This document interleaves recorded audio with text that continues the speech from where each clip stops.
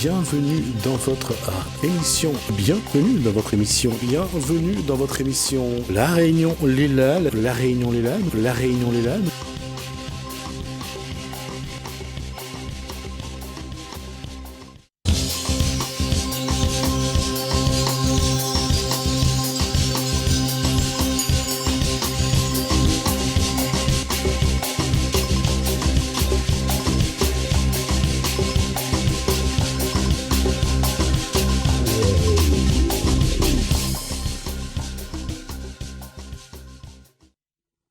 Bonjour à tous et bienvenue dans La Réunion Léla. Nous allons parler de passion, d'apprendre un métier, de se lancer dans un domaine avec le lycée Patu de Rosemont. Bienvenue dans Cosmo Réunionnais. Bonjour. Bonjour, en tout cas merci de nous avoir invités sur votre plateau. Armelle Cadix, oui. Vous êtes enseignante des métiers de la mode et de la blanchisserie. Oui, tout à fait. Pas du blanchiment. Non, voilà, la blanchisserie. du tout, de la blanchisserie, oui. Et nous avons ici votre collègue enseignante avec nous, du lycée Patu de Rosemont, qui se trouve à Saint-Benoît, José Dijoux. Tout à fait. Très bien. Parlons déjà de votre lycée. Où est-ce qu'il se trouve à Saint-Benoît ? Alors, il se trouve, on va dire, à côté de la route des Plaines. Enfin, sur la route des Plaines même, qui conduit sur la route, sur la ville de Saint-Benoît. D'accord, donc il y avait le rond-point là. Voilà, exactement. On a vu des voitures retourner l'année dernière. Voilà, mais on est nous le dernier sur la ligne. D'accord. Et voilà. Avant ou après le pont Paillette ? Ah non, largement avant. Pour Paillette, on est déjà presque à la plaine. D'accord, parce qu'on avait invité ici même Rico Nourri. Ah oui, et oui, donc oui. Vous êtes voisins. Oui. Peut-être un défilé les chevaux. Peut-être un défilé avec des chevaux, qui sait ? Qui sait ? Pourquoi pas ? Pourquoi pas ? Pourquoi pas ? Tout est bon à prendre du moment que ça motive nos élèves. Nous, c'est ce qu'on recherche. Que ça donne envie. Voilà, exactement. J'ai cru comprendre qu'il avait un événement bientôt. Ah, Monsieur Nourri ? Oui. D'accord. Donc peut-être lui proposer un petit défilé avec le lycée. Il faut nous laisser reposer quand même. Reposez. Oui. Parlez-nous de votre métier au Réunionnais, à La Réunion. Comme vous dites, événement, je saute sur l'occasion. On va dire, c'est cette semaine, on a le salon Elegancia qui va avoir lieu à la Plaine des Cafres. Donc ça va faire la deuxième année que les élèves participent à cet événement. Et donc c'est vraiment une vitrine pour la formation des métiers de la mode. Alors donc ce sont des élèves qui ont été un an avec vous ? Plusieurs années ? Oui, à peu près 1 an, 2 ans. Après, ça dépend. Après un CAP, il y a une mention complémentaire. Donc ces élèves aussi ont la possibilité justement de faire des fois 2 défilés au cours de leur cursus. Très bien. Et que vont-ils faire là dans ce salon Elegancia ? Elles vont participer à tout l'événement pendant ces 3 jours du samedi au lundi 11. Elles seront sur les stands. On aura des confections qu'on a réalisées en classe qui vont être exposées. Et on a également un défilé le samedi. Sur les thèmes qui ont été proposés par ce salon. Donc là, on est en train de s'affairer et tous les établissements de l'île vont se mettre ensemble pour présenter un défilé. Une fabrication, enfin une ou plusieurs fabrications dans un défilé. D'accord, fabrication maison. Fabrication pays. Ah oui, pays. Mode pays. Tout à fait. Qui pourront être achetés plus tard ou pas ? Par les Réunionnais, par des touristes ? On ne sait pas peut-être. L'année dernière, il y a eu des ventes. Oui. Donc lors de ce salon. Excellent. Et donc on a eu un retour très positif. Donc c'est pour ça que cette année Cette année, c'est pas prévu à la vente. Mais le but, c'est vraiment de montrer ce qui est fait par des élèves, bien poussés par des profs, mais par des élèves, pour donner envie à des rituels. Oui. C'est un événement très très motivant parce qu'il y aura quand même des personnalités qui seront présents, Miss Réunion et d'autres. Il y aura quelques couturiers connus. Il y aura des couturiers connus, effectivement. Oui. Nous, on n'est pas trop dans l'organisation, mais il y aura des couturiers qui sont connus.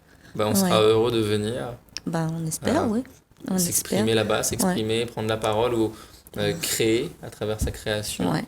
Montrer ce qu'on sait faire collectivement, ensemble. Parce que ça a demandé peut-être d'apprendre des techniques, de persévérer, de ne pas abandonner. Bien, tout à fait. Et c'est peut-être les valeurs que vous êtes venus nous transmettre pour inviter peut-être des élèves, des personnes qui aiment la mode, qui ont envie de s'y investir.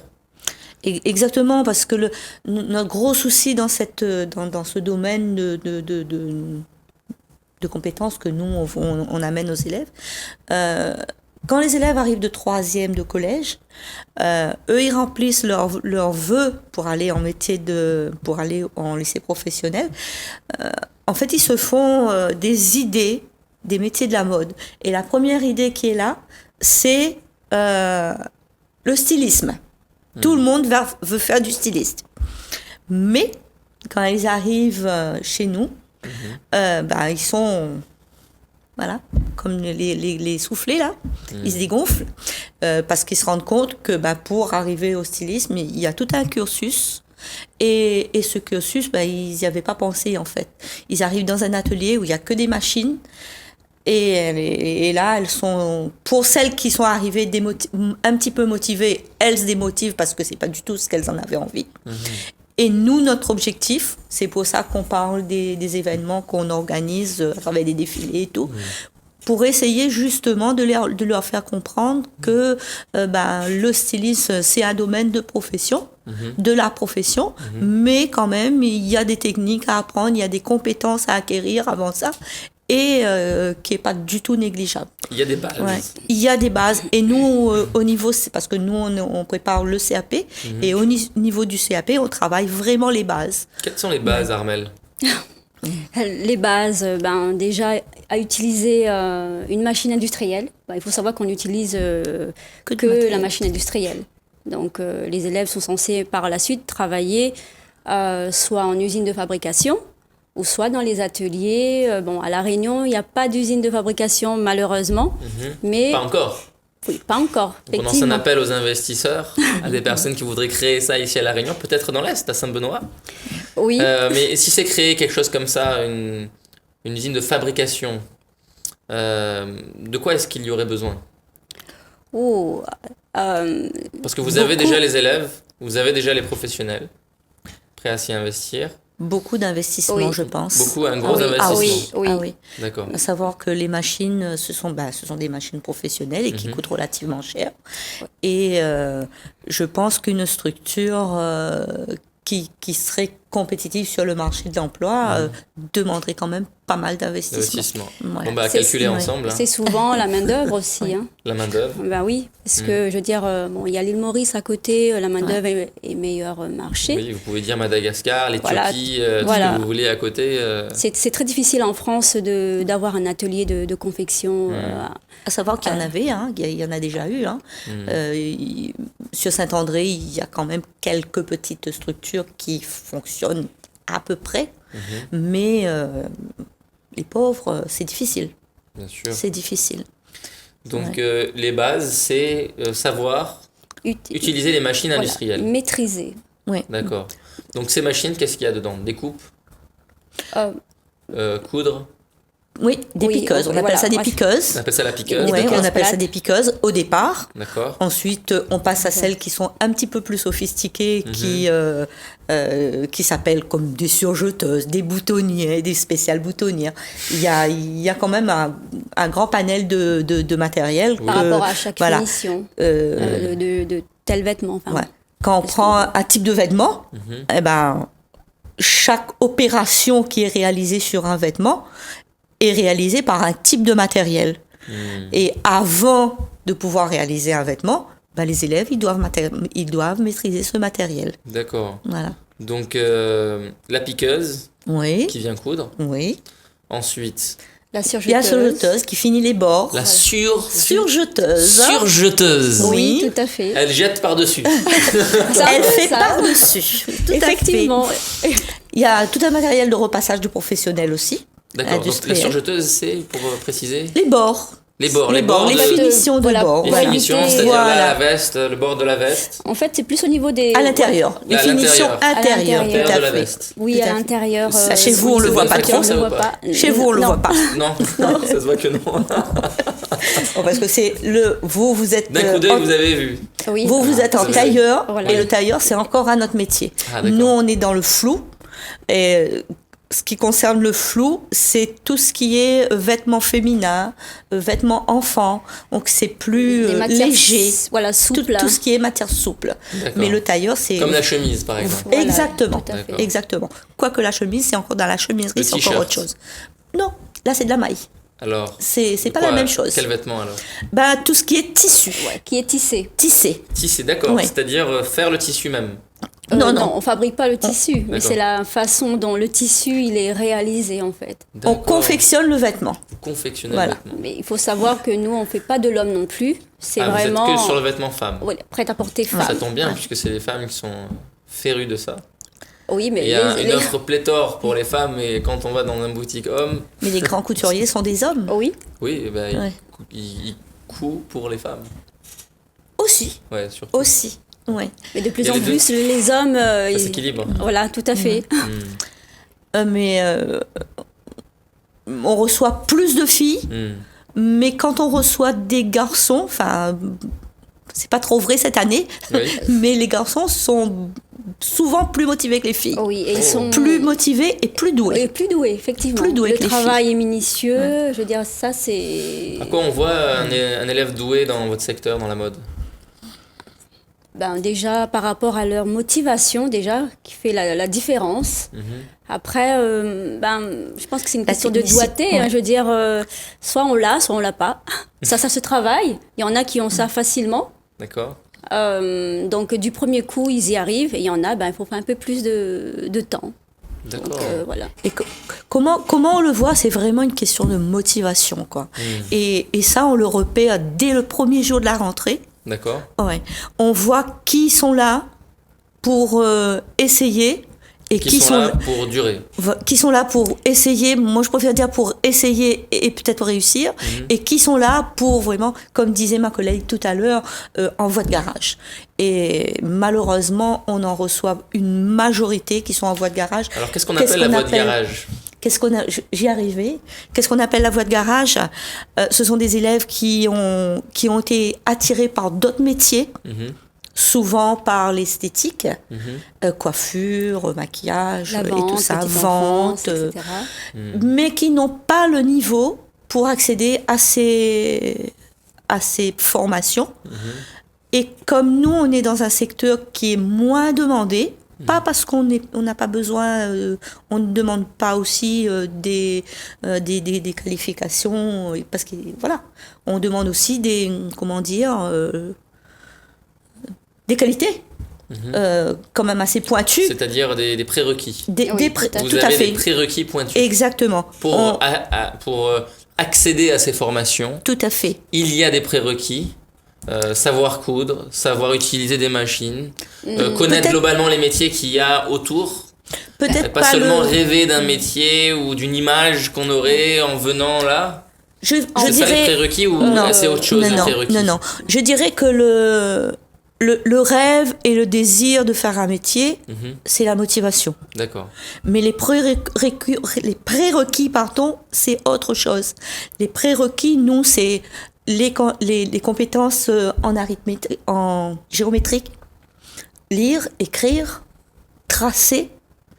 Ça, c'est nos prérequis. Les prérequis, normalement, qui devaient être... Lire, écrire, tracer. C'est les prérequis. Les formes géométriques. Reconnaître les formes des géométriques. Carré, triangle, losange. Parallèle, angle droit. Voilà. Être précis dans les angles, dans les distances, les mesures. Ouais. Ça, c'est les prérequis. Voilà, exactement. Avoir la patience de revenir dessus, de vérifier à nouveau. Ça, c'est les prérequis. Voilà. Avoir de la rigueur. Tout à fait. Voilà, parce que les gens qui viennent, peut-être, ils se disent c'est un métier de créateur, de créatif. Tout à fait. Tout en laissant de côté peut-être cette partie rigueur. Oui. Ouais. Dans la façon d'écrire, de calculer les tailles, les dimensions et de tracer les lignes et les traits. Voilà. Donc, ceux qui veulent venir, tracez bien les traits, soyez rigoureux. Non, mais Lycée Pathieu de Rosemont, Saint-Benoît, tout à fait. sur la route des Plaines. Au début. Oui, on va dire ça, oui. Pour venir y assister. Je voulais rajouter aussi que souvent, il y a cette image aussi de la couture qui est très négative. Oui. Hein. Je veux dire, quand je demande à mes élèves qu'est-ce qu'ils en pensent de la couture, pour eux, c'est un métier de grand-mère. Ils ont toujours cette image de la mamie qui est derrière la machine à coudre. Dans un petit coin de la case, bien caché. Voilà. On ne voit pas trop. Et donc, du coup, nous, on les apporte cette culture de la mode pour essayer de leur faire comprendre aussi qu'après le CAP, il y a quand même une continuité. Ils peuvent aller en bac pro. Bien sûr. Ensuite, vers une licence aussi. Maintenant, vers une licence. oui, sur 3 ans à La Réunion, donc c'est pas négligeable. Bien sûr. Et donc, c'est un vrai cursus de formation en fait, et c'est presque une deuxième chance qui est donnée à des élèves qui sont en difficulté au collège, parce que comme on disait tout à l'heure, c'était souvent des voies de garage. Donc celles qui arrivent à s'accrocher, elles passent un CAP, elles passent un bac, elles peuvent aller très loin. Maintenant, est-ce qu'il n'y aurait pas une troisième voie que celle du garage, celle de l'essai, mais une voie qui serait celle de celui ou celle qui est déterminée? Vous en avez des comme ça, des élèves comme ça? Heureusement. Oui. Déterminés. Oui, heureusement. Qui ne reculent devant rien. Quels que soient les obstacles, quelle que soit la difficulté, quel que soit le retard à rattraper, la personne est là, elle apprend. Même si c'est difficile dans sa vie de famille, de couple ou du quotidien, elle dit je veux apprendre tous les métiers. Et puis elle n'est pas difficile par rapport, on va dire, au métier qui lui sera proposé demain. Elle n'est pas forcément orientée vers l'ailleurs, un meilleur ailleurs. Et peut-être que c'est cette personne-là qui les portes s'ouvrent le mieux ou non. C'est vrai que la motivation, c'est le moteur pour tout. Effectivement, on a une élève cette année, elle veut être styliste. Et donc, elle a des difficultés, certes, mais elle s'accroche. Donc, je lui ai dit qu'il faut toujours avoir son objectif en vue pour justement ne pas perdre sa route, malgré les difficultés rencontrées. Donc, ça, oui. Le stylisme, ça attire du monde, on dirait. Ça attire du monde. Mais quand elles se rendent compte que c'est quand même un chemin assez difficile... Déjà, qu'est-ce que le stylisme? Parce qu'on se dit, bon, c'est très demandé, mais qu'est-ce que c'est? Créer, concevoir un vêtement. Mais voilà, le dessiner. Dessiner, créer, voilà. Concevoir. C'est imaginer. Donc, le styliste, il fait tout ça. Donc, c'est lui qui va décider...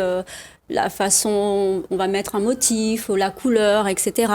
Tandis qu'une couturière, elle est là pour réaliser, concrétiser l'idée du styliste. Voilà, sur machine. Donc, voilà. Donc, le métier que vous enseignez, c'est celui qui vient après celui du styliste? Avant.